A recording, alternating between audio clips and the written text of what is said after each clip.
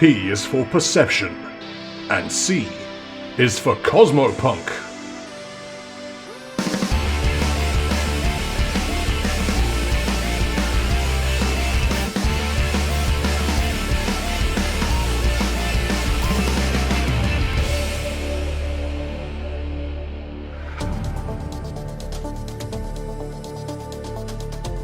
Vesk don't wear ties. A homebrew Starfinder story featuring the crew of the Laika 7. Hi, I'm Cypher, and I play Ryder, the Laika 7's resident Yosaki operative and pilot. They told Ryder she could be anything she wanted to be, so she became a Where's Wally book, filled with blades. Hello, I'm Ty, and I play Radar, a Yamultan commando. His main interests are guns and violence, and that's about it really. He's not that deep. Hi, I'm Pan, and I play the android kobold mage Baphomet, captain of the Laika 7, and currently missing on the trail of a mysterious message. And I'm RJ.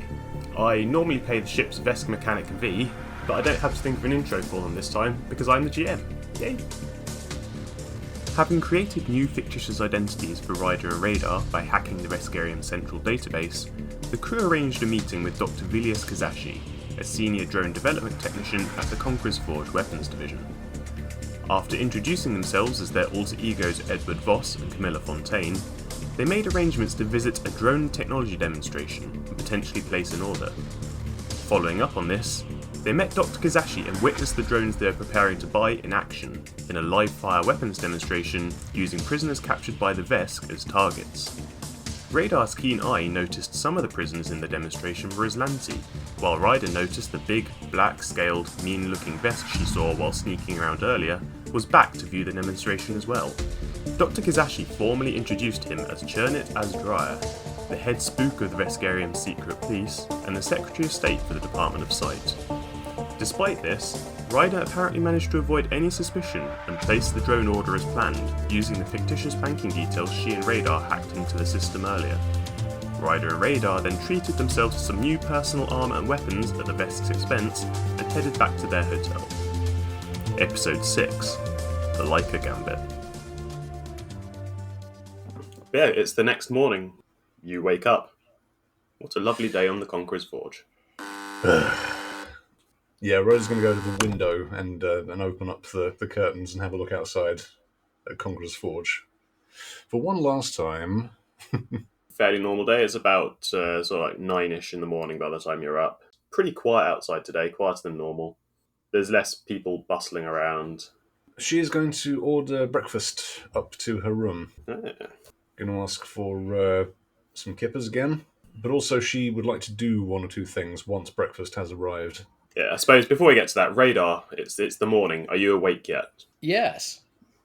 You need Ryder to come taser you to get you up. No, this is not a chance for Ryder to test out her taser. Radar is up. He'll have got up, immediately got showered and dressed, and then done the clean down, so he's condensed everything into his carry bag. So the room is sterilised as best he can. Mm-hmm. It's like he was never there. But that probably doesn't take you longer than half an hour or so. So, what do you want to do? He's going to head downstairs to get breakfast. He's going to knock on Ryder's door as he goes past. Huh? She doesn't answer. Okay, that's concerning. She's busy with something. Okay, so she'll be having breakfast. Is there, like, a butter knife or something that came with the kippers? There's some toast, there's a butter knife.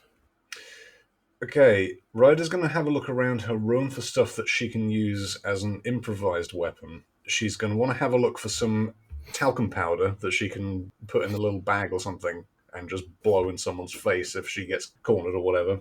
Pocket sand! Yeah, that sort of shit. And that clamshell that she has, she's going to use the butter knife and sharpen it into a shiv. Wait, she's going to sharpen the butter knife or the clam? No, she's going to sharpen the clamshell. Okay. Because a metal knife will show up on an X-ray scanner or a metal detector, but a clamshell will not. Yeah, okay, that's getting into improvised weaponry, so... Okay. With that, I'm going to need probably... I'll take either an engineering role, or you've got survival, don't you? They're exactly the same score. Oh, okay. Okay, so, yeah, engineering or survival. You can either use your engineering skill to find a way to like cut out the best shape using the available ribs and internal structure of this clam to make it into an improvised knife, or you can use your survival skill to work out how to do the same thing. 27 overall. 27. Mm-hmm. Okay, yep, you take a while, you examine the shell, you turn it over a couple of times, you take the top half, rotate it, connect it to the bottom half, like wrap some rope around the end to fashion it into a crude handle. You have built a very basic knife that will allow you to potentially shiv someone a couple of times, and then it's probably going to break, you know. Yeah, that sounds about right. It's not meant to be a killing weapon, it's just something in case I get cornered. And the shock truncheon does not work. Yeah, in fact, if you give me a second, I'm just going to go and find a suitable set of specs for it. 1d6 plus half your survival skill.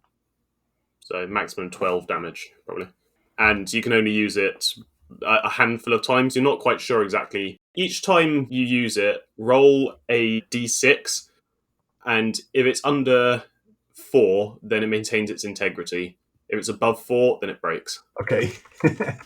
Choose your moments wisely. You don't know how many you'll have. Yep, no, that makes sense. Well, hopefully we won't have to use it. Well, she's not allowed to have guns, so might as well. Okay, so is that what you've been crafting in your room? Yes, and then she would like to conceal that and her little talcum powder bag on her person somewhere. Oh, go on. Where are you hiding the knife? Well, she's got her shock truncheon like wedged in one of her sleeves, let's say. Let's have the blade in the other sleeve. Very good. And talcum powder in like her back pocket. Alright, so you are suitably equipped Yes. for a business transaction. Radar, while Ryder is tooling up, are you doing anything downstairs? Are you just getting breakfast? Yeah, he'll have his case next to him at his usual breakfast table, eating them out of house and home as normal. Mm-hmm. Oh no, he's back. The weary chef. Oh, no. He's still here. Whispered of in the kitchen porter area. Tales of the dark coyote. What came and ate all the food. That rat bastard who keeps eating everyone's eggs. Yeah. Who's got the data pad right now? Which one? The one with the maps on it and stuff. Probably Radar. Yeah, Radar's got it. Okay. Yeah, Radar, while you are gorging on meat, eggs and bread, the datapad just flashes up an alert because you have a new message. Ooh, okay. Looks at the message. Make sure it's, like, quiet so nobody else can hear it. Yeah, it's just a notification that the drones you ordered are ready for collection and prompting you to set a meeting time to come and collect them and inspect them. Radar's going to tap the... Do we have comms to each other? I keep forgetting. Yeah, we do. You've got standard comms. You lost the mine comms a while ago, Yeah. but you still have regular comms. Yeah, Radar's going to tap his comm piece and they'll be like, "Morning, Ryder." Morning, mate. Yeah, we've got a prompt to pick up these drones. We still haven't discussed how we're going to do it. Alright, well, I'll come down in a sec. I'm just tidying my room up. Oh, are we checking out today, yeah? I think so. Right, see you in a bit. See you. And yeah, Ryder's going to tidy up her room, make sure that there's no incriminating evidence left behind. Splash some cold water on her face on the way out. Yep, feels slightly damp. Get her suitcase and all of her stuff, and head downstairs. Yeah, you're meeting Radar at the breakfast bar. Well, yeah, first of all, she's going to check out at the reception desk. Yeah, you go to reception desk with your key card, you drop it off with the attendant, he signs you out. Settle your bill Yes. for all the food and drink that Radar... They just, take some credits from you. They look over at Radar at the breakfast bar, he's just, eating still. It's take a few more credits. It's It fine. was included. Breakfast was included, this is funny. You're signed out. Is the receptionist there? There is a Vesk at the reception. It's probably the same one that you saw when you first signed in, 5 days ago. They are generic Vesk. Right, okay. So yeah, Ryder's going to say, thank you very much for the lovely stay. You gave us some nice rooms there. That's quite alright. I'm glad you enjoyed your stay. Could I leave a message, please, with one of your bartenders? Of course, we take feedback. Certainly. Well, I was served by lovely young Vesk earlier, by the name of Cinder, and just wanted to say that it was a pleasure meeting her, and hope to see her again soon, and I wish her the best of luck in college. Yep, he notes all that down. And who should I say that's from? Say that's from Ryder. All right, we'll leave that with her. Thank you very much, and we hope to see you again soon. See you soon. Yep, there you go. You have left a nice message for Cinder, who's going to be like, Cool. Well, that's all I can do then, because somebody fudged a dice roll. No, I'm not going to go into that. So yeah, Ryder's going to trot over to Radar. Okay, we already... Jesus, how much are you eating? Every bloody morning. Oh, yeah, it's breakfast. You want some? You're like a black hole. Yeah. I love how there's no denial. Nah, don't be silly. Black holes have depth. Wow. Self-deprecating humour. He'll finish off this rack of toast, and then he'll be right with Right. Well, I've checked us out, so we're ready to go when you are. Excellent. Right, we need to discuss pickup. Sure, let's do that outside. Indeed. Radar picks up his bags and everything. Fly guy's still on his shoulder. Mm-hmm. And... You ready to go, Edward? Indeed, ma'am. Right, let's get going then. Last day. And yeah, we'll trot out the door. Yeah, they head outside. Yep, you are out. Again, it's a quieter than usual day on Conqueror's Forge. There's the odd Vesk, the odd Skittermander milling around. You more or less don't see that many people about, so, I mean, you're just looking for somewhere quiet. Yeah, just like a bench or somewhere. There's the main square, the plaza that you first saw when you went through security. So there's benches scattered around there. There's a central water feature. It goes all the way up. big statues in it.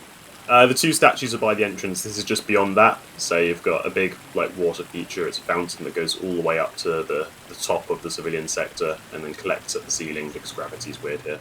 So yeah, we'll go and sit in the park for a bit. Yeah. Yep. Ryder will sit down on a bench. Invite Mr. Voss to sit down as well. He will perch next to her. Looking very, very professional with his shades on in the morning. Yeah. Like that. So, last part of the plan. You reckon we should get some other ship involved in this, do you? The Laika is parked under names that we are not currently operational under. If they see us boarding, they'll put two and two together. What, that we're secret agents and that we have cover names? Yeah, but that's a problem. Why is it a problem? Surely, you know as an operative, the best way to do a job is to get in and get out and never have it discovered. Yes, but they're still in the process of not discovering us. And I'd like to prolong that process as long as we can by utilising other assets. But I don't think adding more moving parts to this operation is the way to do it. Or just renting a ship, not a crew. Okay, how much is that going to cost? How much is in our bank account, ma'am? You've run your funds quite dry at this point. Yeah, we've got 2k left. I think we spent some of that on the weaponry. Yeah, you've actually spent almost all of your credits. You have like a token amount left. After you bought your armour and weaponry, you essentially cleaned out the account. You've got enough for small things like if you wanted to stop at a vending machine, but you've exhausted your fantastic wealth. I mean, we're still going to have to go to the forging district and get these drones activated before we can get them out of Conqueror's Forge either way. No, we activate them on pickup, don't we? If you wanted the Vesk to activate them, then you'd need to go to the collection and say, thank you, we'd like to take these away now, can you activate them for us? Yeah. Alternatively, Radar has the ability to activate a select number of drones using the connection that he took out of V's head. The Cortex, yeah. Yeah, but obviously doing that will arouse suspicion if he does it in front of anyone, aside from Ryder. Yeah. So the plan here then is whatever ship we end up using, pick up the drones like normal and keep them deactivated, leave the Conqueror's Forge, Radar activates them once they're heading away from the Conqueror's Forge. Does that track? Remember, they can only be activated while they're within the Conqueror's Forge. Radar can do it, or the Vesk can do it, but they have to be activated on Conqueror's Forge. Think of it like entering the product key for them. Yeah. Question. Yes, go. If we land at the pickup point, move them into the cargo hold but don't pick up, could they be activated in there out of line of sight? Yes, you're still docked to Conqueror's Forge. Imagine the Conqueror's Forge has a force field around it, and within that force field there is the necessary code that allows for activation of built drones. But once you detach from Conqueror's Forge and you start moving away, you're in your own separate ship. You can no longer do it. I think in that situation I'd rather be in Laika 7. Yeah, I think so as well. Yeah? Yeah. We'll have to run the risk. We'll have to just say that those were our old colours that we had on a previous operation. Can't tell you because it's above your pay grade, but I'm sure they'll understand. And Ryder taps a little black badge. You pulling the black card privilege? A little bit. I just hope it stands up to scrutiny, because we are going to have to shoot our way out of there if it doesn't. I think you want to shoot your way out of here. I'd love to shoot something right now, but that's no good if we don't succeed. If we get rumbled in there, what are other options? I mean, honestly, seeing what happened yesterday, I'm pretty sick of this place, so yeah. Alright. Well, let's try the Laika then. Let's try the Laika. And yeah, once we're safe and out of there, wake V up. Hell, we could probably wake them up now. They're on the profile, they're alive. I guess. You'll have to reinstall their cortex. Oh, what's a little harmless brain surgery between friends? They will be killed immediately by this action. Proceed, question mark. The buttons are yes and no, and it's radar like sweating over it, sort of like. Right, yes, no, let's head for the Laika. Did you say you got a message this morning? Yes, it's confirmation. They're asking for a time and a place to arrange for pickup. Alright, well, say an hour.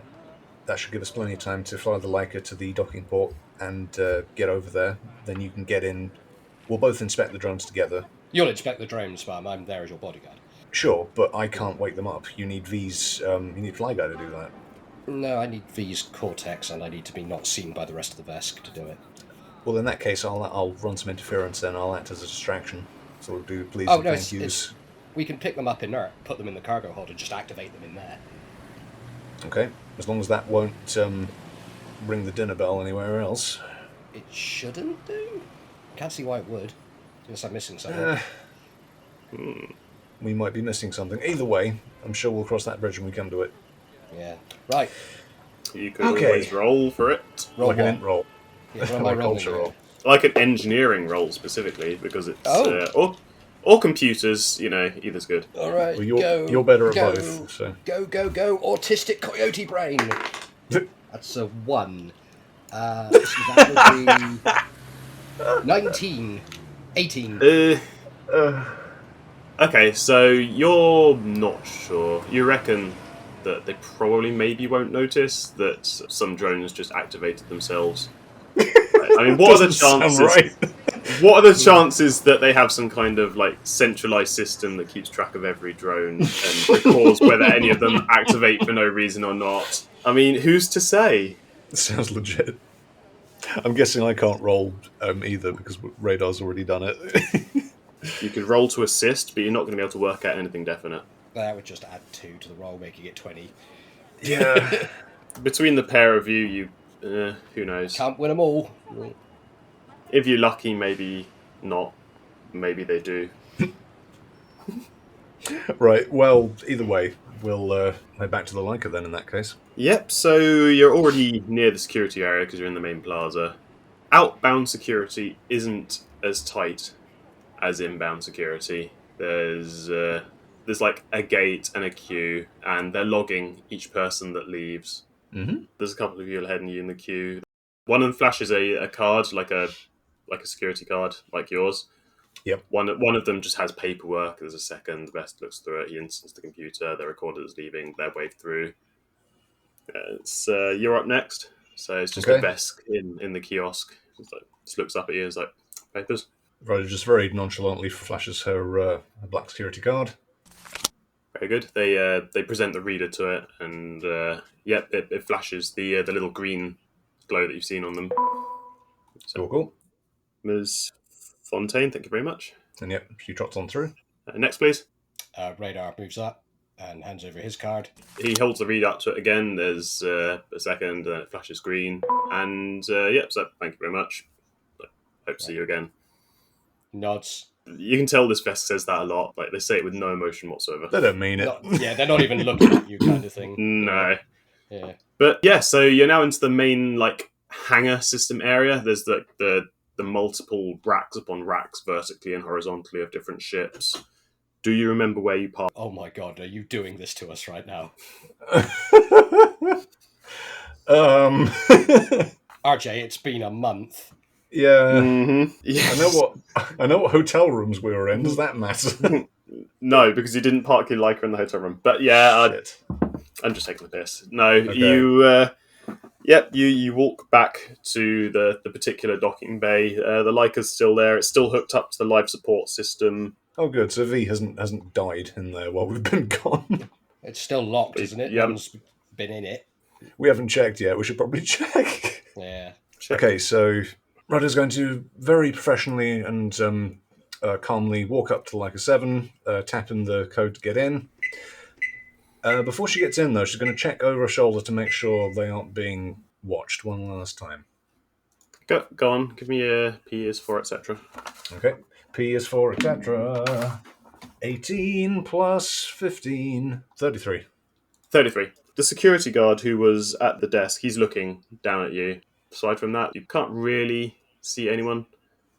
You've got the vague sense that you might be being watched, but I mean, the security guard, there's not much else to look at, and his queue's done, so he's just like looking down the hallway. Right, okay. Slightly suspicious of that, but yeah, Ryder's going to get on board the Laika, wait for radar to get on, then close the door, lock it, and go to the med bay. Yeah. Yep, dead desk storage. How's V?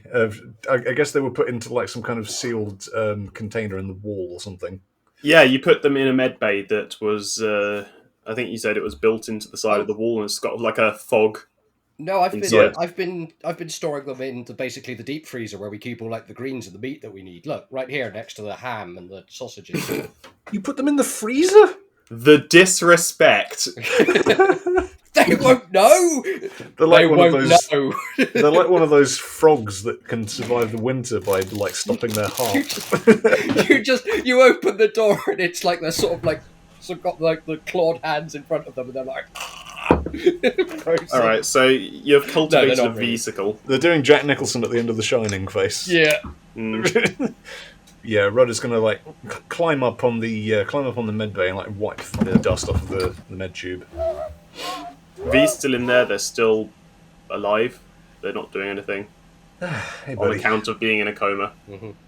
Rudder's gonna smile and sort of say, "Welcome back," and hold out V's new identity card. Ryder? Yeah, what? You good? I'm talking to V. They can't hear you. So, Rudder's gonna walk to the cockpit. Yeah, if we hurry up, we can wake them up. I know. Okay. You sure What's you're wrong? good? What's wrong with you? What's wrong with you? Nothing's wrong with me. I'm talking to my friend. Look, your friend's unconscious. And Let's wake them up and then talk to them. not yet. Then let's hurry up. You're so jittery today, Ray. I'm guessing you're starting up the Laika while they're doing this. Yeah, right? yeah. It's like having a weird back and forth. Yep. So you go through the sequence of just like generic piloting role from, I assume, Ryder's flying. Yes, you will be. Oh, Radar's in the captain's seat then. He will assist the takeoff. Good roll today. We're back to pirate radar. Yeah. Yeah. Got 39 for piloting. Is that with the 2 assists? Yep. Yeah. Okay. Yep. Yeah. You flick through the systems. You boot up the Laika. The engine's like raw to life. Okay. Open radio for Space Pirate Captain Ty to talk to Flight Command. Yeah, shit, who was he on the way in, Captain? It doesn't matter because you're still Edward Voss now. Oh, yeah. Yeah, he'll just give the Laika's call sign then to air traffic control. The most talented of spies. Yes. Air traffic control takes a while to respond. There's a lot of ship activity going on at the moment. Yeah, Radar's going to Surrounding. have a look around and see if there's any more of those, like, 3 destroyers that he saw leaving, was it last night or the night before? Yeah, those 3 destroyers. There's now 8 of them. Holy shit! From your vantage point, you can see all the way to the central axis. One of these large destroyers is just undocking and preparing to move into a position. There's also 2 to your side. They're basically surrounding parts of Conqueror's Forge. Oh, cool. There's a large mobilization of some kind going on. Ryder, Yeah. look. Their fleet's deploying. Well, yeah, there was a terrorist incident on Vesk 8. It was on the news. They're probably responding to that. Yeah, well, unless they're shutting the gate after the horses bolted. Maybe they're expecting more. Or they're just mobilizing this thing in case, yeah, they have to go to war. This is a giant war machine, remember? It's not just space butlins. What is a butlins? After a moment, the controller gets back to you. Again, he takes a moment after giving your call sign. There's like, oh, yep, okay, Laika 7. Yep. Follow commands from ground control and then proceed to minimum distance before engaging drift. Radar will convey to him that they have to do a pickup at a certain district beforehand. And that will be on the, obviously it'll be on the flight radar. Do you know which docking station you're going to? Yes, it was the one on the data pad. So yeah, you get the data pad. It's got the details for the exact docking bay to go to. So you relay that to ground control, and they're like follow direction from ground assist. And there's the several Vesk on the floating platforms with the wands are still going about, and they're directing ships in and out. Fucking love them. They look super busy because they're having to maneuver like all these cargo ships and passenger ships, civilian craft around this military onslaught of ships that are surrounding the Conqueror's Forge. The war machine springs to life. After a while, he directs you to take off and proceed to one of the corridors that takes you past Department Forge. Alrighty, yeah. And Ryder very slowly lifts off from the dock and proceeds out of... I assume it's got giant metal doors on the side of Conqueror's Forge. Yes, there's also a force field as well, so the doors are open at the moment. Yeah. Give me a piloting and a perception. Sure. I assist on the perception. Piloting is 14 plus 20, so 34. 34. And perception is 11 plus 15, with another plus 2. 28. 28, yeah. Yeah, okay, so with 28, Laika seems to be a bit sluggish as it's taking off. Like it's been parked for a while and something's like dragging. Like, you remember a while back when you put the warhead in it and it didn't perform admirably? It's not quite that bad, but it feels a bit sluggish. Radar, was it feeling a bit heavy?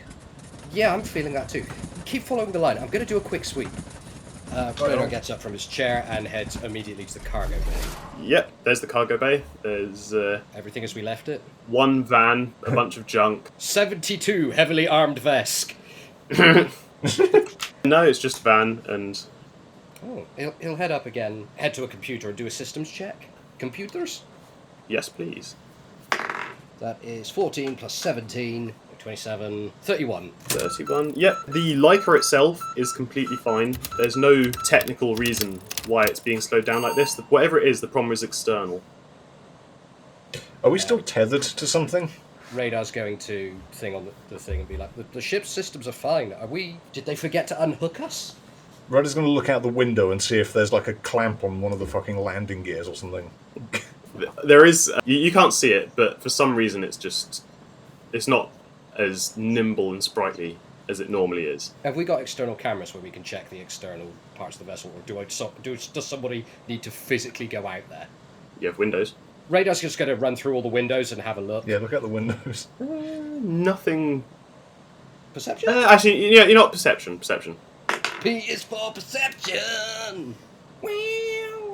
30. Yeah, okay, so you look out the front windows for the ship, and it's hard to notice at first, but just looking at the right angle, you're flying along the outside of Conqueror's Forge, so you've got the entire space station is below you, if you imagine, curving away to either side. And then just maybe like 10 or 15 meters above the actual exterior body of Conqueror's Forge, just about halfway up the window on your ship, you can see that at a slight angle, if you look at it right, there's like a blue shimmer. It's really hard to see unless you're looking at it directly, but it's encircling the entire of Conqueror's Forge. Ryder, if you could increase altitude by 20 meters. Okay. Ryder does that. The field seems to dissipate, or at least your view of the field seems to dissipate, and the ship seems to respond a little bit better. We were caught in the shielding on Conqueror's Forge. That's quite an intense shield they've got there if it's causing buffeting on the vessel. Well, yeah. I imagine it's some kind of designed to stop high-impact projectiles.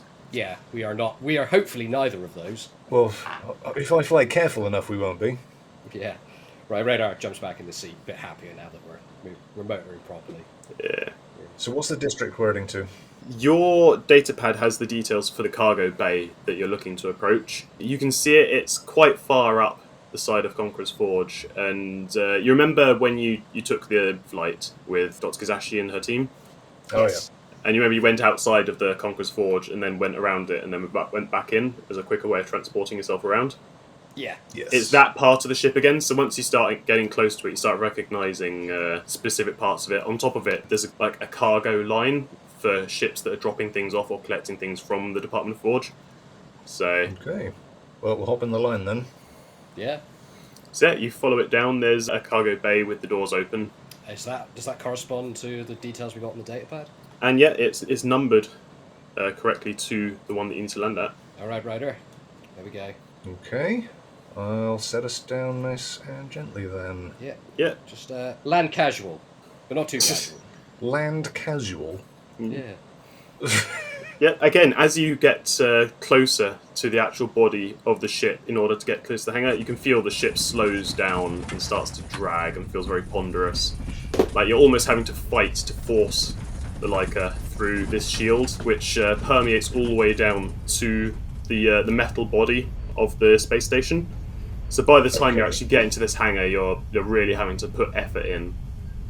Yeah, there's some kind of resistance shielding around this whole place. I think they're going to war with this thing. Maybe. This certainly wasn't here when we approached. No. So they've powered up their shield. They're expecting something. Yeah. Well, let's get out of here as quickly as possible then. Well, yes.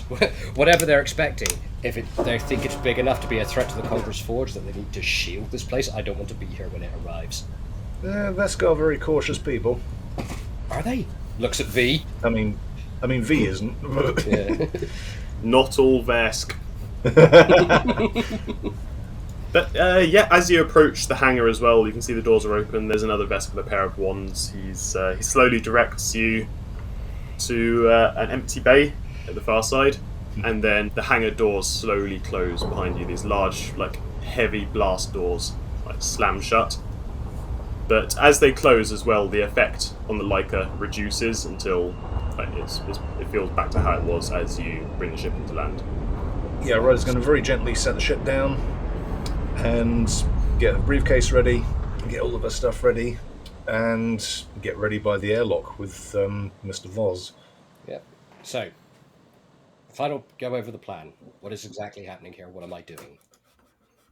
Okay, going in there, we'll be presented with a shipping crate full of drones. I will talk to Dr. Kizashi. You can go and make sure all of the drones are transported onto Laika 7 properly, lower the cargo bay down. Once they're inside, I'll say my goodbyes. Then you go down to the cargo bay, activate them all as we're flying out of here. Very good. That is your plan. Go do it. Okay. Ryder opens the door and steps down the ramp and looks for Dr. Kizashi. Yep, Dr. Kizashi and Caspian, her assistant, are both waiting there for you. A lot of the crates that you saw there yesterday have been moved or have gone, so it looks like a few orders have already been dispatched. You can see the crate that your 3 drones were packed into. It's sort of boxed up, and it's in, if you imagine, like a steel shipping container type arrangement. Right. But you can see that the end, swing doors are open, and your 3 drones are racked up in there, connected up to a small power supply. There's isoelastic mounts, sort of keeping them all suspended in place so they don't get damaged in shipping. Awesome. And they don't have any weaponry on them or anything. They're just like a sampling container. Or do they have weaponry on them? You did specify a taster kit of drones. I did. Yes. So again, they're not currently active, but they could have weaponry on them. Okay. They have what you spect. Right, okay. Interesting. Okay, so yeah, she's going to walk up to Dr. Kizashi and say, good morning, Dr. Kizashi. Nice to meet you again. How are you doing? Did you sleep well? As well as to be expected. Is this the crate? This is your shipment, that's correct. We're just waiting for the final confirmation that everything's gone through, and then should be good to go from there. Thank you for getting everything done so quickly. Just as you're doing that, Caspian just gets something on his datapad, whispers something to Kizashi, and then leaves. Right, can I roll perception to see if I can work out what was said? Go on then. Go on, with my tiny little otter ears. That's a 2 plus 15. Still 17. Okay, yeah, Caspian said something to Dr. Kizashi, and then he left. In that case, Ryder's going to be like to Dr. Kizashi, is there a problem? No problem, just some administration. Would you excuse me for a moment, please? Certainly. And she leaves after Caspian. Did she look anxious, nervous? Well, you know the rules. Perception. Do better. Yeah. Try again. Be better. That's better. That's a 15 plus 15. 30. She looked slightly apprehensive. And more importantly, as she leaves, the shipping container with your drones in it, the doors close behind. That's troubling. Is it on some sort of mobile apparatus that can be manoeuvred into the cargo bay for Laika 7? There is a gantry crane, but you're not sure where it's controlled from. Can I work out where it's controlled from? Okay, so if you picture this hangar, it's a large metal box, probably 4 or 5 times the height of the Laika, at least 10 times the width of the Laika. There's space to dock maybe 5 or so Laika ships inside it, and then the rest of the space is dedicated to various different crates and like shipping containers and things like that. The central crane is basically mounted to the ceiling, and it's one of those like grabber style ones that can pick up and lock onto shipping containers and move them around. Looking around, and I won't make you roll perception for this because after a bit of getting used to the layout of this room, if you imagine this is 5 stories of warehouse, at the 5th story, the crane rails lead to a window where it looks like the remote operator station, but you can't see how to access it from the hangar.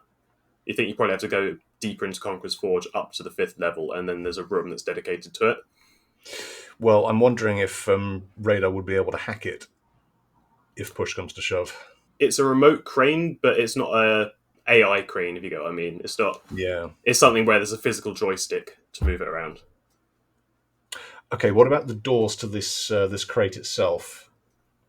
Could they be hacked remotely? You can give it a go. Well, I'm not going to be the one doing it. I'm going to be. I guess I'm on my own now in this big empty warehouse. You are, yes, as far as you can tell. Okay, I'm going to sort of look up at the cockpit to Radar and sort of get on the comm, say, Voss. Yes, ma'am. I think we may have a problem. What's that, ma'am? Well,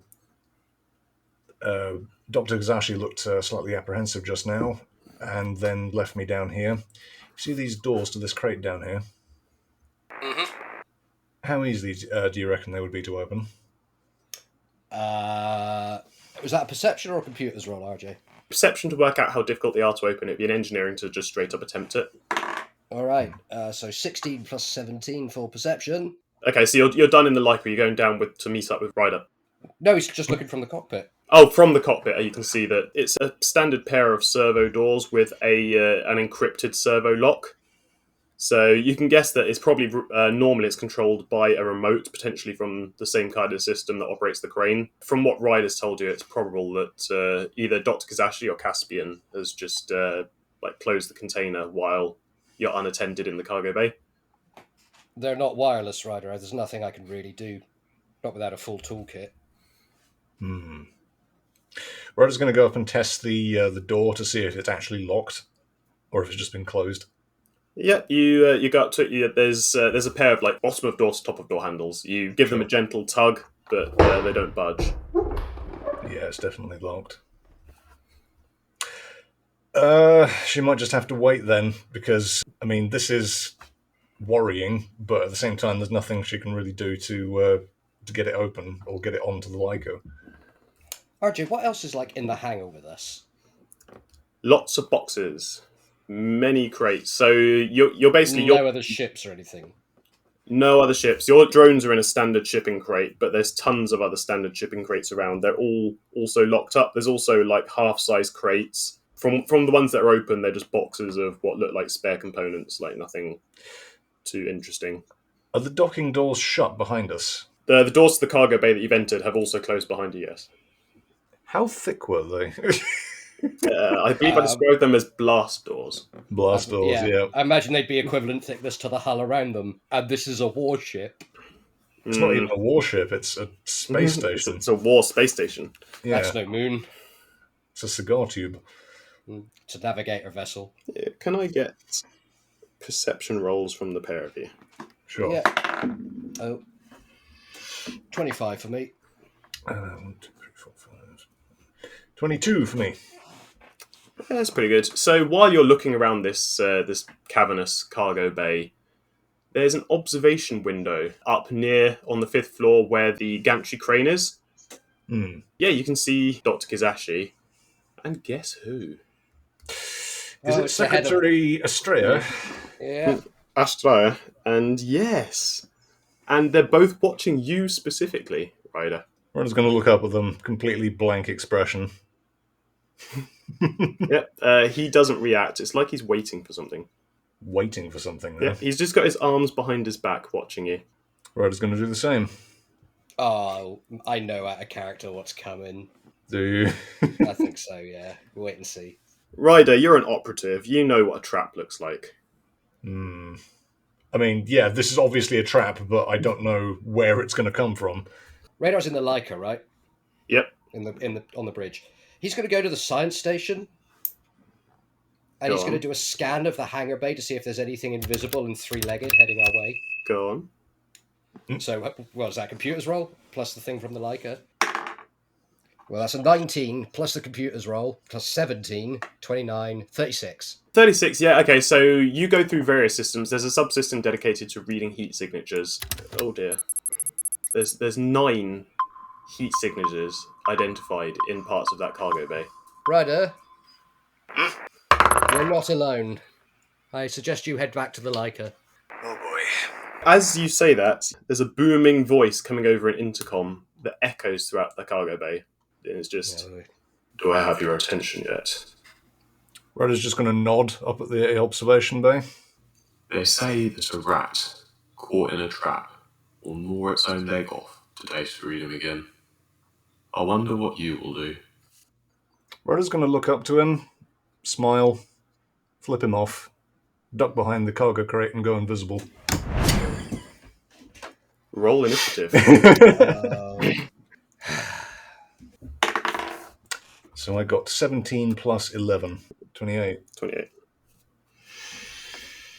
Radar? 24. That's a shame. I don't get to use my alibi.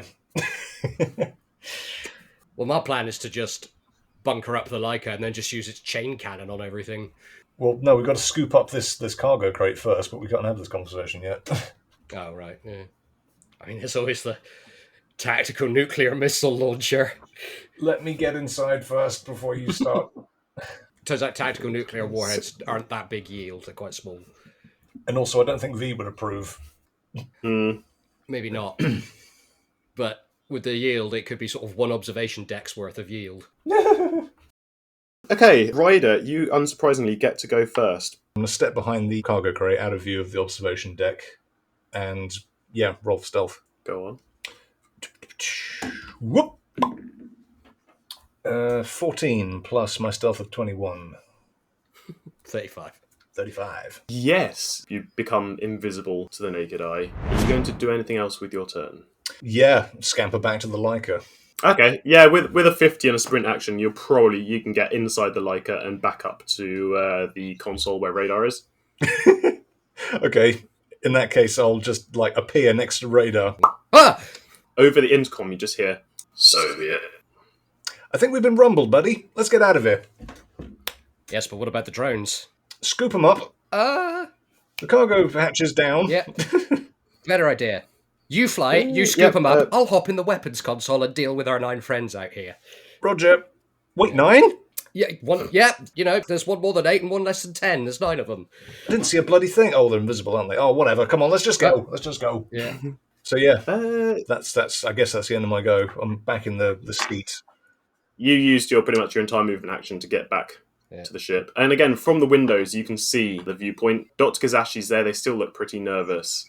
And Secretary Azdriah is there. Again, he's just got his hands behind his back watching. He defers his round, so Radar. Radar is going to... Can he take a 5-foot step to sit in his weapons chair? Yeah, that's fine. And then one action to deploy the chain cannon, and another action to fire it at some of the targets. And like you're going to have to pick one. You've got 9 drones. We'll start at the one on the left. Again, these are stealth drones. You've seen ones of this type before during the weapons demonstration. Yeah. But they've got heat signatures, right? They have a heat signature, and they've currently uncloaked in the show of force. Yeah, which one are these again? Are these the 3-legged ones, or are these the big tank ones? Yeah, they're the 3-legged, non-flying ones. Yeah, the tripods. That can... Yeah. Okay, yeah, start with the left one. So roll to hit. Yeah, it's standard combat, just you're using the Laika as a weapon. Yeah, so. That's fine. So it'll be my standard to hit, which is... Where's my ballistic skill? Range attacks are plus 11. So that is 18 plus 11, 18, 28, 29. Okay, so describe it. How's the chain cannon work on the Laika? So the chain cannon is a ship-to-ship weapon, but it's like the smallest one available. So it's like a 30mm cannon, like something out of Rheinmetall. It deploys from the underside, slightly offset of the Laika to one side, on a pivoting arm because it's gimbal mounted, and you can cover like the front half of the ship with it. Okay, so it's got like a forward arc on it. Yeah, it's got limits, otherwise it'd be ridiculous. Yeah, I was going to say, from that position, you can probably hit 4 out of the 9 drones. The rest of them are outside of the sweep. Yep, that's fine. We'll start hitting them then. Give me a damage roll. Yeah, 64. Give me a second. So, 1, 5, 9, 11, 14, and the last one, 18 damage. Yeah, so for 18 damage, you... Sorry, that's 18 damage against ships. I don't know what that translates to into people. These are high-end drones that are designed for military applications, so okay. Their specs are fairly similar to a small starship. That translates well then, really, doesn't it? Yeah. It does translate well. It translates very conveniently for me. I've hit it in the face with a Gal 30. You rattle off the chain cannon against this drone. The rounds, so like a few of them seem to be deflected by something, but a few seem to penetrate through the armour. The drone staggers back a few steps. So basically, Red Eye jumps into his seat. He's like, I've always wanted to try this. Takes the joystick out, looks through the periscope, and just starts hammering this drone. Good hit, Radar. Now I get to play 9 drones at once. Oh, yeah. Oh boy. Yes, with all of their simultaneous move actions, all of the drones move out of your field of view. 4 of them cloak, and 5 of them have swarmed around the rear engines of the Laika, and you can't see what they're doing. Okay. However, you feel there's an almighty rumble from the back half of the Laika. Yeah. The ship's almost shifted. It's on the ground and it's almost shifted forwards like half a meter. You're both jolted in your seats. The fuck was that? Give me a sec. Your aft shields, that 35 is now a 0. What? Yeah. These things were meant to withstand ship fights. Yeah. I forgot how big these things were. Yeah. Cry havoc and let slip the drones of war. But finally, a war! Radar's good at this bit! Oh, Christ. Anyway, is it... Good news, it's now your turn again, because I basically just rolled for all of the drones simultaneously. So again, 4 of the drones have gone completely invisible. If you need to see them, you'll need to go to the science station and make a science check to identify their current positions. Yeah. Okay, well, I can't do that because I'm flying the ship. So that's going to have to be on Radar's go. I mean, nobody's flying the ship right now. You're still on the ground. Well, I'm going to be flying the ship right now. Flying it where?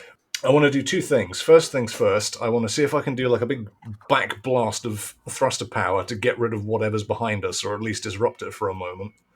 But not actually go anywhere. I want to try and scoop up the cargo crate in front of us into the cargo bay of Laika 7, close it up, and then turn us towards the door. So we've got the port shields facing where we took the horrendous damage from just now. Okay, that would be 2 separate actions. Your first round would probably be dedicated to the piloting to fire up the Laika's engines and try and clear whatever was behind you. Okay, I'll do that. And then the next time your turn goes around, you'll be trying to move. Okay, I'll do that then. I'll try and do a back blast. Right. A back blast would take out any drones that happen to be directly behind the engine set. Yes. Even if it just moves them, that'd help. Or just move them, yeah. Okay, if you imagine the far side of the hangar is probably, what did I say, it's probably 5 ships could fit side to side.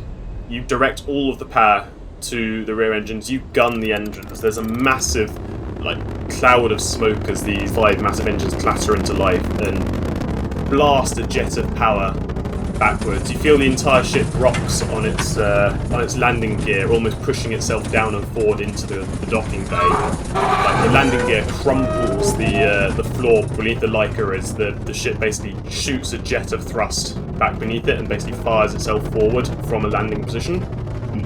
You also see there's 3 dents appear in the far side of the cargo hold. You know when something's cloaked, but you have it's impacted by something, and it does that glitchy thing where little squares of it. Yes. Yeah. You know the effect I mean, where you see a shimmer of squares as retroflective panels glitch out. Mm-hmm. You see that from 3 of them. Nice. However, there is another drone that escaped the backblast, Yeah. and is still invisible. That's cool. And yeah, can I use my next action to scoop up the thing? That will be your next turn. That's my entire action then, in that case. Yeah, so... I mean, you have a free action, you can call him a dickhead if you want, but... No, I'll look out the window and see what he's up to. He's not reacted as far as you can tell. His hands are still behind his back. Dr. Kizashi still looks very nervous. Okay, well, that's my entire action then. So the engines are warmed up now, Laika's ready to launch. Well, we've got to scoop up that crate. Well, yeah, that's what I'm going to be doing on my next action. Yeah. Secretary Azdriah has not reacted. Again, he's deferred his entire turn radar. Can Radar have a free action to talk to Ryder a minute? Something short, yeah. Not a full conversation. Do you want me to go down to the cargo scoop and make sure we get that crate? I'll get it. Don't worry about it. You're flying. Yes, I'm good at it. Okay. Radar's going to stay at the weapons console then. Can you see anything else out there? No, but instead he's going to aim at the observation deck. And give them a burst. You rattle off the chain cannon, and now I have to open the Conqueror Forge's character sheet, thank you. You're welcome. I'm expecting it to be shielded or something.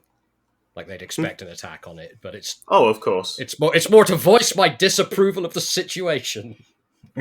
For what it's worth, give me an attack roll. RJ? Yeah? I've rolled a nat 20. Sorry. Ooh, go on. Okay. It's a hit. It's a hit. What do I do now? You rolled a natural 20 against a 25-kilometre long space station. Yes, but it's a critical. It's a critical. It's a good shot. You unload the chain cannon into the window. There's a flash of light as the bolt bursts into it. What was your damage roll, sorry? Oh, I haven't actually rolled the damage for it yet. 4... And 8, it's critical as well. So 9, 10, 13, and 17. So is that double if it's critical? I can't. Yeah, let's just say it. Yeah. Yeah. So 26 damage to that particular pane of glass. The shield that's surrounding the window and the back wall of the hangar flickers for a second and peters out. Dr. Kizashi turns on her heels and immediately scurries back away from the window. A wise plan. Secretary Azdriah doesn't fucking flinch. Fucking hologram. No, I reckon it's him. I reckon he's just a badass. Yeah, also that, yeah. Yep, you have done 26 damage to Conqueror's Forge. Only 9999999 hit points remain. That's further than the Azlanti got. Congratulations. Lesser men have died to achieve not even a fraction of the amount of damage you've done to this space station. So, congratulations, you are the first Umultron to ever damage Conqueror's Forge. Come in. The shield, on the back wall at least, the remainder of the shields around the remainder of the base, you can't tell if they're there or not, because they only really show up when they're taking damage. Go on, do your personal action. And then I will have Fly Guy go over to engineering. There you go. Hey! Yeah, he'll fly over to engineering and do some shield shuffling, if that's okay. Okay, so flyby is now at the engineering console, which means that that's it's fine. now the turn of drones in quick succession. Again. Three of them are in a wall. Again, another series of massive explosions from the back of the ship. And We're taking actual damage now. This is hull damage. Yeah, I thought Radar was going to, move the shields around. I got Fly Guy over there. you got Fly Guy over there, but you didn't have a chance to set it up Yeah. yet. Oh, okay. Are they in physical contact with us? Some of them are, some of them aren't. They're using different weaponry. Yeah, that's fine. We have a thing. We do, in fact. Yeah, you seeing it? Insecurity? Uh-huh. Yeah, right at the bottom. Yeah, that's 66 damage to the Laika. 66. Oh, that's a maximum of 36 damage. 66 damage, and it's to the rear where your shields are disabled. Your hull points are compromised. The ship is now glitching, on the engines at least. Oh. That's a lot of damage. That is a lot of damage. I mean, it's a good thing Fly Guy can repair. I have a solution. Okay. Well, I might have a way out. Again, over the intercom, you hear. So, are you ready to talk yet? Ryder's going to hop on the weapon system that Radar is on and point the nuclear missile turret up at the observation deck. Open the doors, or your history. Okay, so on your go, you're basically threatening to kill us all. Yes. Yeah, I'm behind this 100%. Okay, so you point the nuclear missiles directly at Secretary Chernet. Who doesn't have a shield anymore. He ponders for a second. In fact, you just see he just gestures with both his arms out to you. And the blast doors that are directly behind you slowly begin to open. Wise decision. You just see him turn. It's his turn now. So you just see him turn and leave the room. He's out of your view.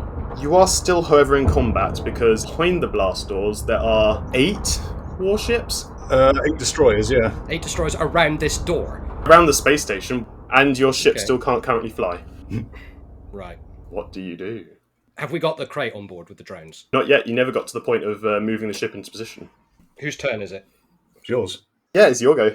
Right, Radar's going to get up. I'm going to engineering. Get those engines working again. Yes, that's where I'm going, as the door slams shut behind him. With Fly Guy, sorry. Yeah, you sprint down to engineering.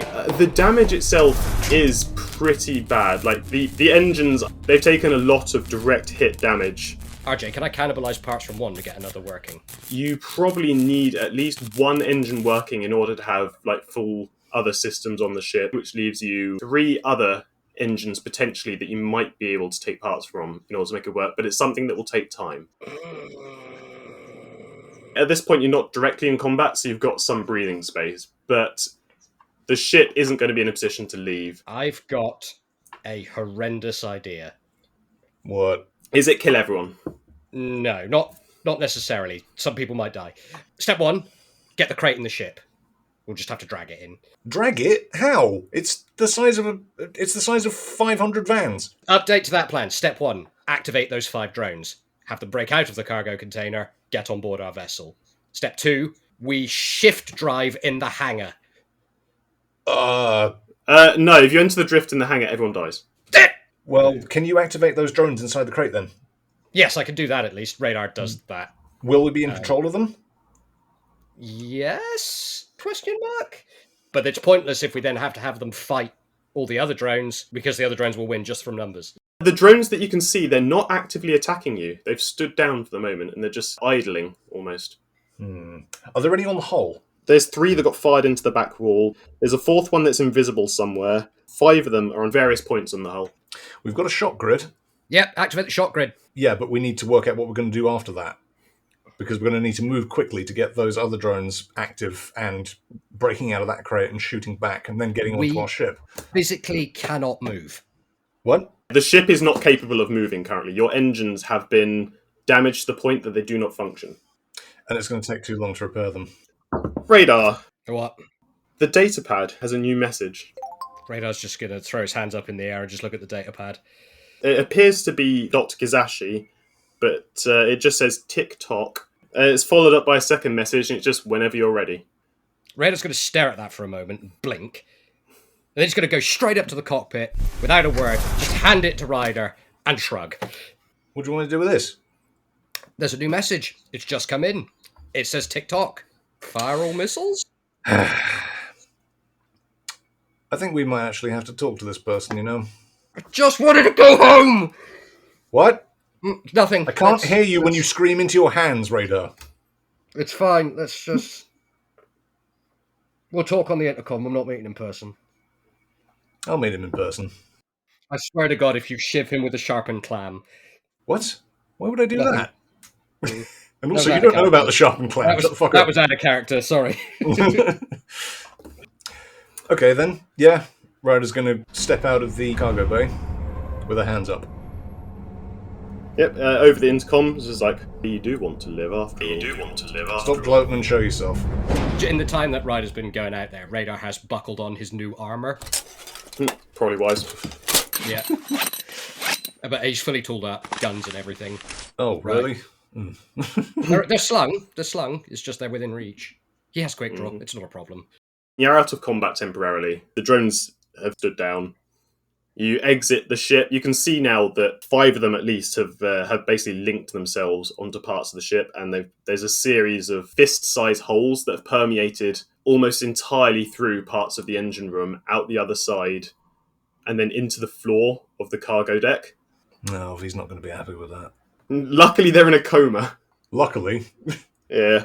You walk out to the cargo bay.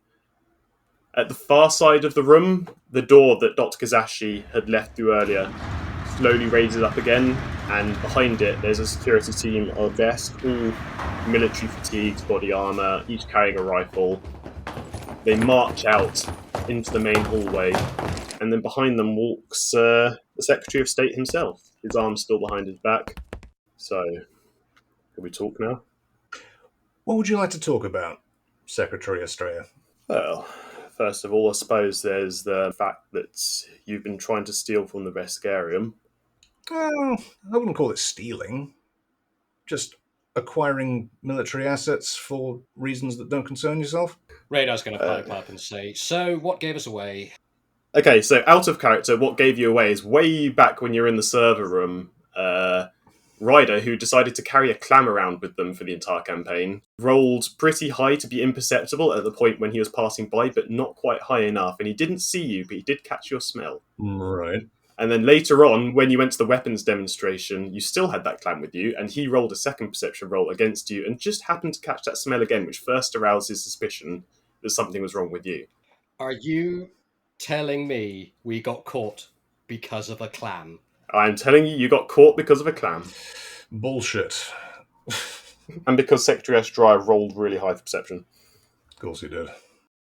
He waits for a second, is like, under normal circumstances, I'd ask you to put your weapons down, but you don't seem like the kind to do that, do you? Who are you talking to? Both of you. Mainly Radar, who's got a weapon slung on his back. Radar's got like 2 across his back, I think. His hands are at his sides. And he just gives him the most withering look he could possibly give with one good eye. The shades are gone, by the way. Yeah. Yeah, I mean, you have a +5 to intimidation, so you can roll to intimidate if you want. Plus 12. Oh no, you have 5 extra points on top of that because you dyed black and looked Plus like 17. Looked like a smoky merc. Yeah. So that is 36. For a second, he blinks just as you look at him with pure waves of maliciousness coming from you. When he says, like, I'd ask you to put your weapons down, but that's unlikely to happen, Radar will just simply say, death comes first. I'll be honest, under normal circumstances, I'd have had you all killed and thought no more of it. But it seems that luck could be in your favour for once, despite your circumstances. You might actually be of use to me. How so? Well, here's the thing. There's a small issue I've got on a small planet on the outskirts of the Veskarium, Vesk 8. You might be aware of the situation there. Azlanti cruisers. Oh, that was the one on the news that you had a little bother with the Azlanti with, is that right?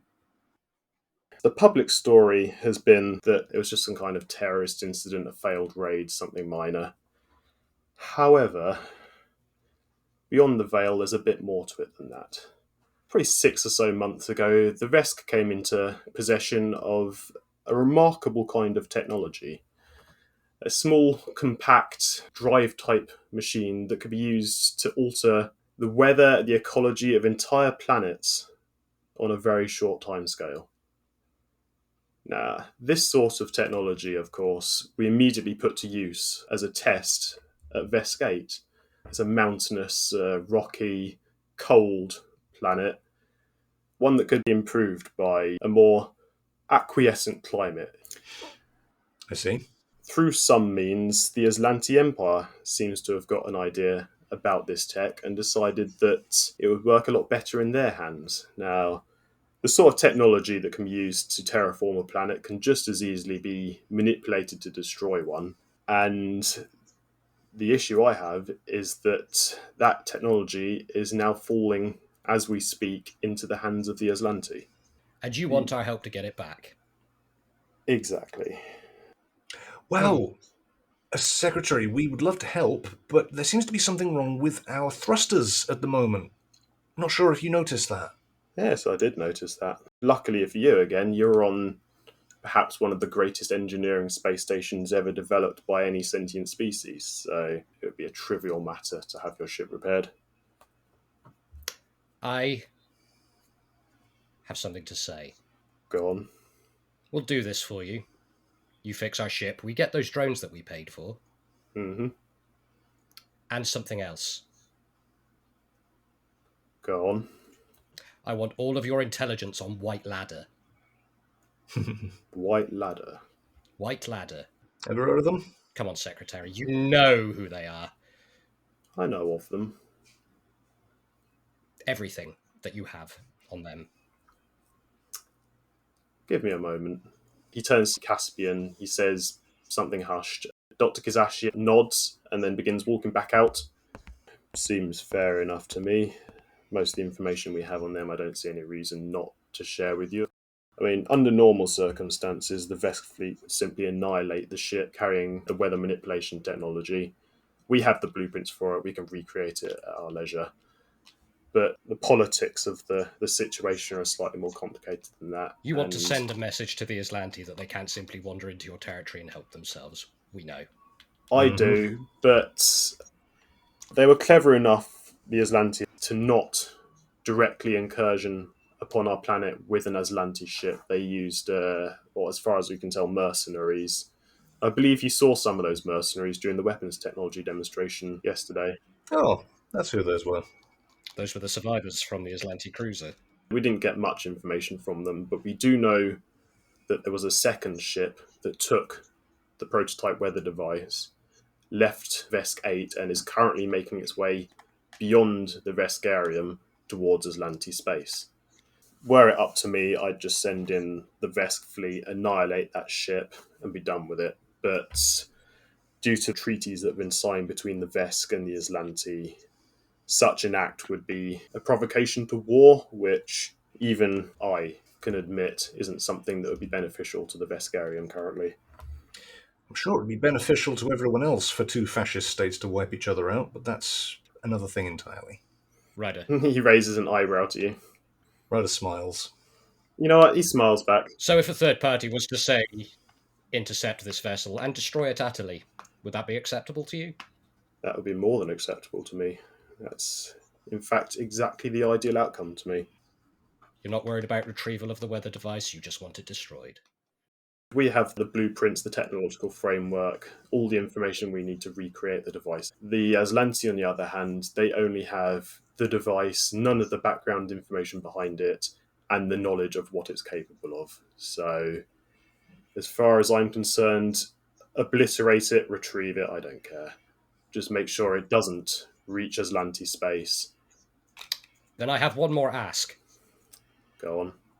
Upgrade our shields. Hmm. You want this thing destroyed. I want to make sure I survive that engagement. He considers for a second. Give me a diplomacy roll. Oh, shit. No, don't make me do things. You're attempting to do diplomacy. This Yes. is a +0. on the back foot as well. And it's an 18. So Radar's giving it his all. I just don't know what the outcome's going to be. Ryder, you can try and bolster the 18 if you want. Yeah, So I'll try my best. justify why the Laika needs upgraded shield.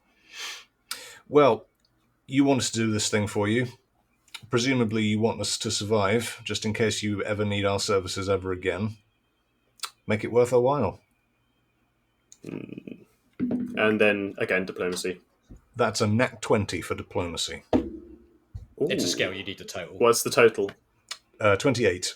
28, and then adding to that the 18, that's 38, 46. Again, he considers for a second, and he's like, I'll have our engineers take a look at your ship. We will repair the engines, bolster your shields as best we can in the time constraints we're operating under. And you'll give us our drones? I'll even let you keep your drones.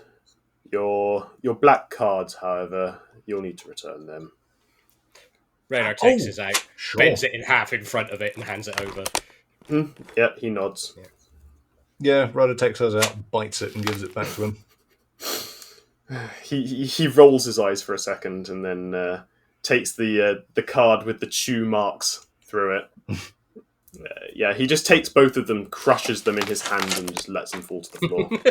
Crushes them in his massive mitts. And then wipes his hand on his smartly pressed jacket. Well, I should have put some chewing gum on it. Oh well. There will be some collateral required. I'm sure you understand. I'll need to take some measures to ensure that you don't just fuck off with your upgraded spaceship. So, What measures would those be? the dead Vesk in your cargo bay. Mm-hmm. I understand they're not quite as dead as they appear. Very much alive. I'm not much of a surgeon, but I think I did a good job. They will remain with me. Very well. Do we have your word that they will not be harmed or tampered with in any way while we're gone? They'll be taken care of. They'll be kept in a coma. Unless, of course, you are to betray me. Why would we go and betray you? Why would we go and do something stupid like that? He looks at you, he looks at the shipping container full of drones, and back to you. Ryder shrugs. Can you blame me? I love the lying obstinance in the face of complete adversity here. Yeah. This is just Ryder eternal elemental here. Better the devil you know. Mm-hmm. Very well. He holds out his arm to Ryder and to Radar. Do we have an accord? Radar shakes it. Ryder looks up at Radar first, and then reaches a little otter paw out and shakes his hand. Your teeny little otter paw shakes one of the fingers on this massive Vesk. Yeah, I imagine his entire fist is like the size of Ryder. It's like the size of her head sort of thing, yeah. Once the handshakes are done, Radar pivots on his heel and walks back up the loading ramp. Unless they stop him. No, he's fine with that. You can't really fly away, so... No, he's going to start doing the prep on the inside, because I'm sure there'll need to be some. The Vesk soldiers turn down their rifles and form a squad. Like a couple of Vesk engineers in lab coats with like toolkits and diagnostics machines start coming towards the Laika and assessing the damage to it. Ryder was fidgeting with her improvised clamshell knife the entire time, and she very gently tucks it back into her sleeve. Not today, Satan. Not today. Secretary Azdriah, he watches as the engineers begin their work. When you're ready, come to the 5th floor of the hangar. I can provide a briefing there with all the information we have. Very well. See you there. And then he nods, and then without another word he turns and begins walking upstairs to the 5th floor. Yeah, Ryder's kind of upset now because her perfect plan went completely tits up, so she's going to, like, undo her tie and just stomp back onto the Laika. Ah, sulky otter. Radar's going to be waiting at the gate for her to Yeah. fix in. So basically, you've got some breathing space now. You can formulate your own plan. She gets back in and she's like, fuck. Radar, Fuck. who is Shit. Fuck. waiting at the gate, lets her finish her little tirade. Is there more? Fuck shit. Fuck piss. Fuck. Starts kicking things around. Yeah. It's like jumping up and down like, ah! Yeah. If there's a Coke can on the floor, she kicks it all the way down the corridor. There is a Coke can. It bounces all the way down the corridor, out the Laika, down the steps, and one of the stealth drones zaps it into oblivion. It just blows up. It's their only weakness. Yeah, that's the point. The remaining drones, you can't see any of them now. They've all cloaked again and disappeared. Radar's gonna sort of wait for her to finish her trashing the fucking cargo bay like it's RimWorld and she's having a tantrum. Shit, piss, ass! Okay, I'm done. You- Fuck! There, I'm done. We did good. What? How can you say that? Right, Look what happened! Look how far we got. I mean, yeah, but that's because we were allowed to. Do you know what undid us? No, what undid us? What undid us was the fact that the Secretary of State of the entire Veskarium just happened to be on board. Yeah? That is a Yeah, one okay. in a billion undo. Not one in the bin. He spends about a third of a Vesk year there. Shut up, random engineer number 4. I'm talking to my co-pilot. Scoots the fucking Vesk out of the hull. I thought it was fucking better than that. No, Ryder, you're phenomenal. I mean, you've showed me up completely, but think about it. Remove him. If he was never here, we'd have won this. We'd be home by now. That's all. It's just him. And if it makes you feel any better, you came this close to killing him. Yeah, I guess. That's all. We hacked into the central Vesk security system and intelligence network without being detected. I say we, you. Yeah, but we did get detected though, didn't we? You can't plan for that random factor. That's just how it is sometimes. Fuck's sake. I'll let everybody down. I'll let V down, I'll let you down. Whoa, stop. Look me in my good eye. Which one? Not the robot one. Oh, that one. That one. Right. How have you let us down? How have we failed yet? We haven't. Well, we don't know what we're going to be dealing with here. We're going to have to go up against the fucking Azlanti again. Yes. I thought we'd never have to deal with them ever again. They're everywhere. I guess, but I didn't want to have to fight them ever again. Well, this time As much as I fucking despise them. Well, this time you won't have to, because this is ship-on-ship action, and this is something that I'm good at. So this next bit's on me. Alright. You got us this far. I'll take us the rest of the way. Okay, fair enough. Just hope V's going to be alright. Ryder's going to look out of one of the windows at them carrying away the med pod with unconscious V in it. Oh, does one of them drop it accidentally?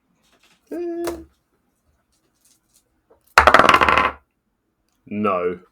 Okay. The straw that breaks right like the camel's back, and Ryder just goes absolutely frothing berserk. Yeah. We'll do it. We'll get this done. We'll come back. We'll get the drones. We'll get V. Have a drink. And get on with our lives. How's that for a slice of fried gold? So, we should probably make sure that these Vesk engineers don't fuck up our ship. They're Vesk engineers. I'm sure they'll do a stellar job. Yeah, this ship was built by a Vesk, so it's familiar to them. Yeah, V's no ordinary Vesk. I don't know if these guys are employed by the hour or by job. I want to make sure they don't hash this, basically. You can see they've already patched up the holes directly through the hull on either side. There's a couple that have gone into the engine bay, and they're beginning to reassemble the engines. You can see the gantry crane has been put to work as well. It's busy cutting out and removing the damaged engines. In that case, Ryder's going to go to her room and get her swords and her gun. Yep. She's not going to change out of her Camilla Fontaine outfit. Not yet. Secretary Azdriah is waiting up at the 5th floor for you. He's got a briefing prepared with the information on what you need to do. Do you want me to take the lead on this one, then? He says to Ryder as they're walking up. We're equals again now. Let's go. You go up all these stairs, and at the top level there's the observation room that you almost destroyed, and then in the observation room, Secretary Azdriah's there. Dr Kizashi's there, but Caspian isn't. Secretary? He's got a vid screen at the back of the room that he gestures towards, and then it brings up an image of the base that you guys saw on the news, but the base is intact. There's no damage to it. It's like a concrete bunker style building, sort of like prefabs. Yeah, if you imagine like a prefab nuclear bunker style like aesthetic. Yeah. flurries of snow around it, and there's also the beam of light that's travelling from the centre of the building upwards towards the sky, and then there's sort of waves of energy that are slowly propagating out through the clouds and out around the planet, out of your view. The weather tech that we acquired was housed at this facility on Vesk 8. Prior to the Azlanti incursion, it was being used to terraform Vesk 8 in order to increase the average temperature across the planet and make it more habitable. However, and then he gestures to the screen and it flicks forward maybe a couple of days. The storm clouds at least have dissipated. It looks like it's slightly more sunny. The ship that was in the newscasts, the slightly Azlanti looking ship, has landed. The main cargo door is open. There are people, like humans, with weapons and are moving towards the main base. Are they military in the way they move? They don't look like standard Azlanti. Are they like Aeon Guard, Azlanti? Any insignia on them? They're not Aeon Guard. They don't carry Azlanti insignias. Their ship has Azlanti writing on it, but not Azlanti military. Do they have any like uniform insignia on them, like their own little like clan sort of thing?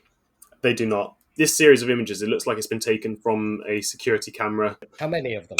Sorry. There's at least 7 in that shot, but then, as he moves to the next image, you can see a second ship also lands. It's lightly armoured, probably about the size of the Laika, I'd say.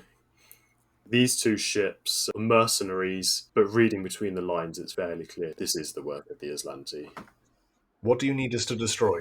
Yes, tell us what you need us to destroy and where to go, and let us get on with it. 2 ships landed at our base. The first one, and he gestures to the larger one, was destroyed by our drones and our weaponry. However, the second ship, and he gestures to the more lightly armoured one, the speed ship, they were able to extract the weather technology. They loaded it onto this ship, and they took off. He clicks again on the slide. The next one is the first ship. It's in flames. There's bits of it scattered everywhere. This is the image you saw on the news earlier. Yeah. But then, in the background, he enhances and moves up to the right. You can see the second ship is beginning to take off. It's taken some damage as well, and he enhances onto the side of it. You can make out the name of the ship. We believe that this ship, the Fortune Limeri, contains the weather manipulation technology at this time. It's The Fortune Limero. Fortune Limeri. So Fortune, and then Limrie. Okay. Now, from our tracks, we can ascertain that their drift engine either is entirely disabled or damaged to the point that they need to make significant further repairs before they can enter the drift, which we can take to be the only reason that they haven't escaped from the Veskarium yet. What about weaponry? He clicks through and enhances on it again.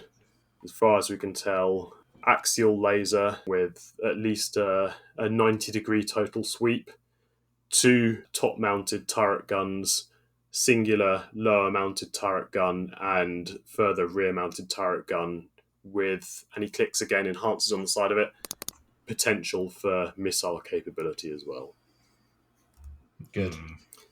This Again, easy. This ship has now left Vesk territory, which means that I can no longer send any of my warships after it.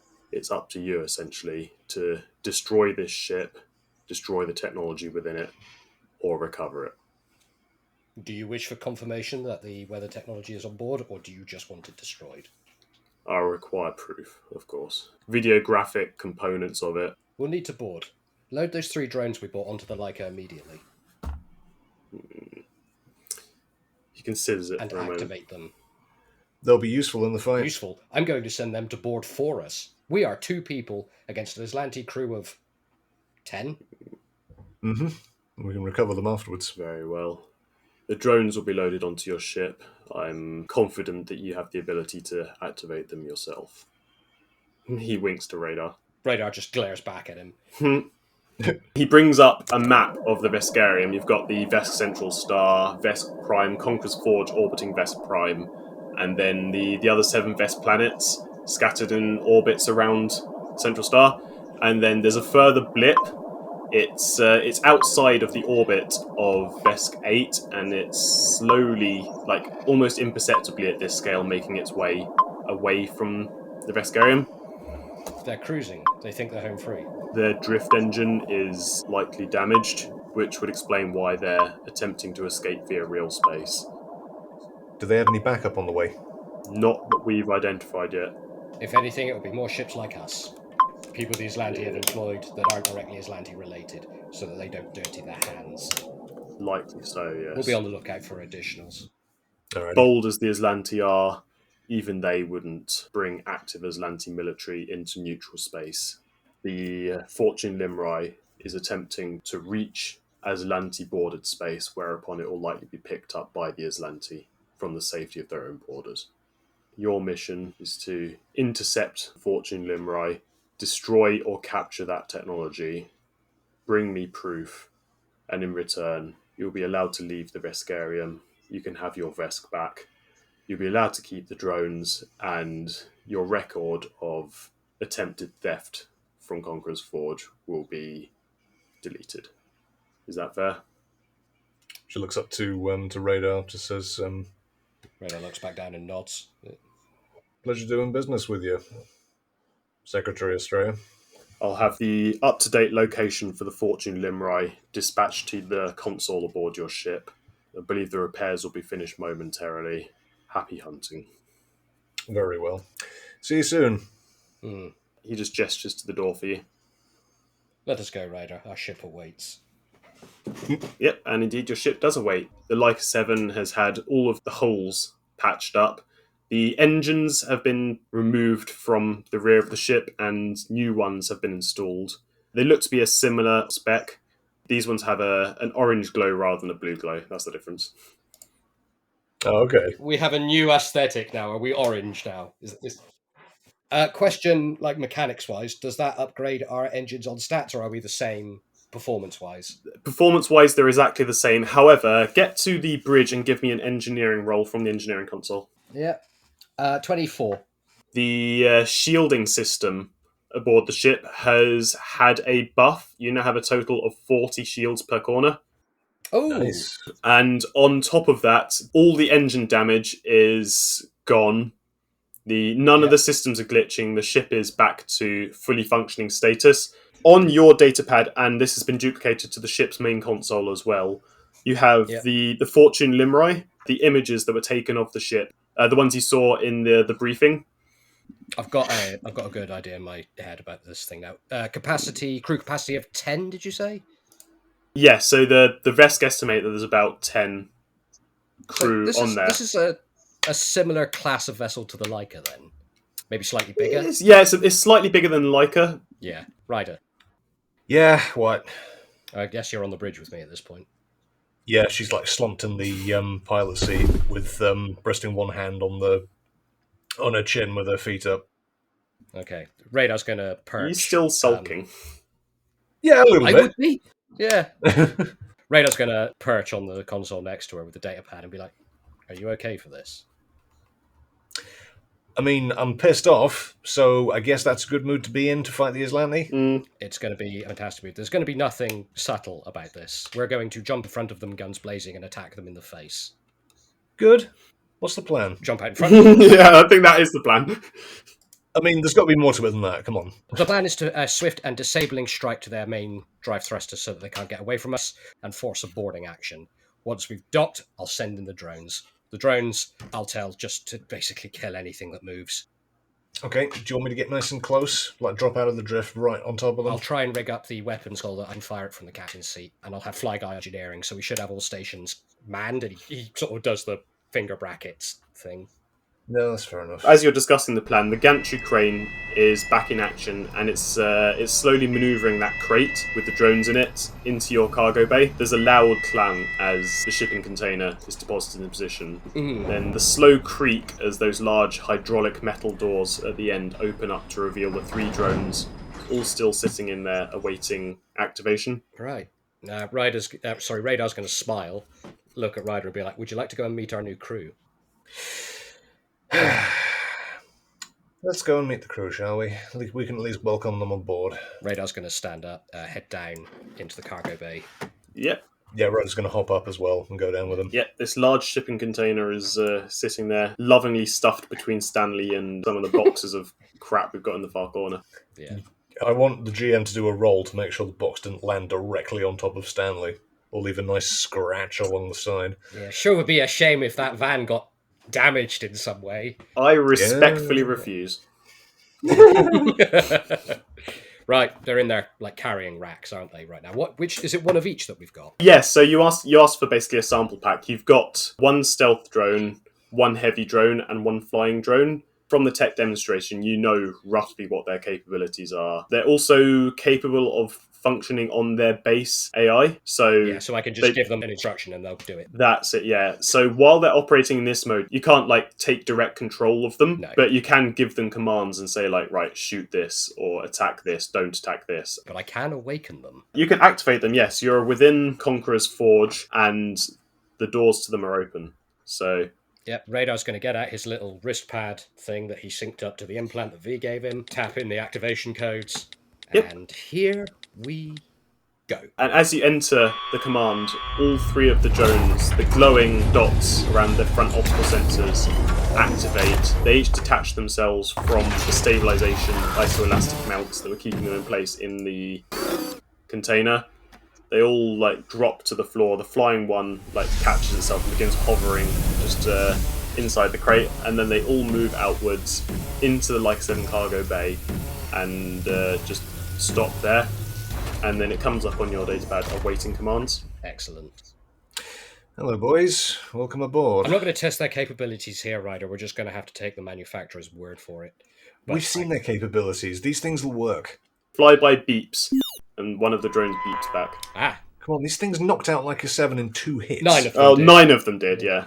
You only have 3 now. We've got 3 here, so do the maths yourself. Well, I don't think the Azlanti crew's going to have much of a chance. But time, sadly, is ticking. Ryder runs back up to the bridge and plots in the coordinates for the last known location of the Azlanti vessel. Wait. And gets ready to Ryder. off. Yeah. Don't head there. I want us to head along their projected path. I want to arrive in front of them. Well, yeah, that's what I was doing. So you have a fairly up-to-date location for them, as in they're still being actively tracked because they're close enough to Vesk 8 that the Vesks can still identify where they are and the direction they're taking. That's all we need. They're basically making a beeline for Azlanti territory through neutral space as quickly as they can. However, they haven't entered the drift. And so we've just got to stop them before they get to the border. Right, Ryder, give me a piloting roll. Sure. Because I'm guessing you're flying, or is Radar going to fly? She's flying, yeah. Okay. But before we take off, Radar's going to sort of take her to one side and be like, we are about to head into actual ship-on-ship combat. This is not something we normally do. Just in case it goes wrong, make sure you have your spacesuit to hand. In fact, wear it, just leave the helmet off. I'm going to be. Just in case we take a hull breach. Radar, I need the dexterity. I'm not going to put my spacesuit on. Then have it in a box next to you. All right, sure. Just in case. If we get a hull breach, we're all buggered. No, we won't. The ship will function absolutely fine if there's a hull breach. We'll die if we're not in our spacesuits. I'll be fine. Okay. Just promise me you'll have it to hand. Yeah, it'll be on the bridge next to me in a box. Brilliant. You see Radar's getting, tightening up his new armour and making sure it fits and everything and testing the new helmet. How do I look? Like you're wearing a big clunky spacesuit. You can still fly and operate whatever you're operating on the ship with the spacesuit on, but if you get into actual person-to-person combat, then you'll be taking a -2 to Dex, just because you're wearing a spacesuit and armour. Yeah, she won't be wearing it then. She'll have it in a box next to her on the bridge. Yeah. Just in case. Or just in a pile, I reckon. Yeah, just have it over the back of the seat or something, just as long as it's there. You can grab it in a heartbeat. And the helmet next to her on top of the battleship's box. Yeah, on top. Oh god, we haven't played battleships in a while. We're about to do it for real. I haven't been in the mood. Yeah. So, how about that piloting roll? Yeah. I haven't done it yet. Piloting roll. P is for piloting. So that is a 32 for piloting. Yeah, with a 32, you take a look at the information you've got from Secretary Azdriah. You plug the details for the current location of the Fortune Nimrai into your ship's computer, and after a cursory glance at nearby planet star systems, the trajectory they're taking, you can fairly easily work out that if you were to go to these specific coordinates, you'd pop out a 5-minute distance ahead of the Fortune Limrai. Would there be any terrain around there, or is it just deep space? It's deep space. There's planets nearby, but these are neutral zone planets. Most of them are uninhabited. Most of them are, entirely deserted. So we don't have any cover. It's just going to be straight up. We're just going to go at them. Pistols at dawn. It will be straight up. If you wanted to, you could appear directly ahead of them, like high boys. I want to appear directly on top of them without any pre-warning to them that we're coming. Yeah. I want to arrive at point-blank range and just hammer them. Guns ready, missiles out. I can do that. And drop out of the drift right on top of them. Yeah. If you want... And get ready to send in the drones. I think I can give you control of the chain gun, and I'll take the nuclear missiles. I've got control of the chain gun, the shields, and the ship. I've only got 2 hands and 2 feet. Chain gun is a trigger on your joystick, ma'am. It's not hard. I love you're still calling Ryder Mom. Mom. It just might be his little title for her now, just this has been quite, out of character, been quite fun calling her mom. You know what the vibe I get? What? Radar as James Bond and Ryder as Judi Dench M. Yes, ma'am. Yeah, kind of. I don't know why. I just Radar is not James Bond. James Bond is suave. Yeah, that's Radar true. is a brick. James Bond never ate 3 breakfasts in a row. Not that we saw. Yeah. And Ryder isn't suave. She's got 0 to charisma. So's right. Yeah. Oh my god. Why were we doing stealth stuff with 0 charisma-based skills? I don't know. I thought I had more than that. Anyway. But yeah. Let's go kill us some fucking Azlanti. The hangar doors are open. The drones are on board. Take us out. Ryder takes a big breath. She takes one last look at where they last took V off to, feeling slightly guilty. And, punches it out of Conqueror's Forge towards their destination. So you have to navigate out of the hangar first. Again, the shields. You exit the hangar bay. The ship immediately begins to slow down and strain as it pushes its way through this intense energy field. But after you've got 20 or 25 meters away from the hull of Conqueror's Forge, it slowly becomes easier. I'm guessing she'll be testing the engines as well to make sure they behave in the same way as the one she was used to. Piloting roll, please. I assist as captain. 12 plus 20. After you've got 30 or so meters beyond the hull of Conqueror's Forge, you can feel the controls free up. The engines are more responsive. It feels like the Laika as it did before. The performance isn't any better or any worse than it was previously. Okay, sweetheart. Life's in your hands now. And then, you orient the ship outwards towards the outer reaches of the Veskarium and beyond. Punch it into the drift. To be continued.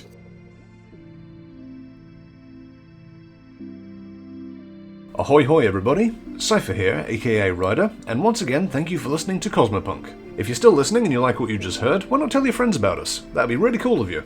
And if you really like what you just heard, why not buy us a Ko-fi?